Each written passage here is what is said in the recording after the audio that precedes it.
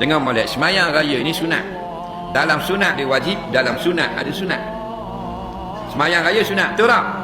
Ada tak yang sunat pula dalam sunat semayang raya? Ada, iaitu rakaat pertama sebelum Fatihah kita sebut Allahu Akbar 7 kali.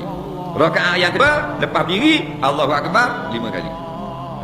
Maka kalau kita jadi jemaah, kita mari lewat, kita hanya takbir yang kita dam dengan imam.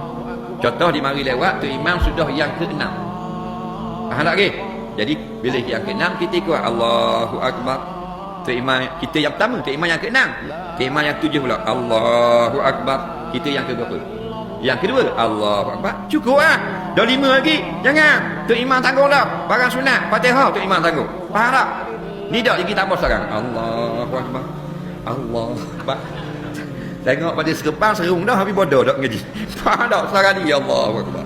Allahu Akbar. Tu berat nak. Orang mari mengajar, ini tengok labu-labi.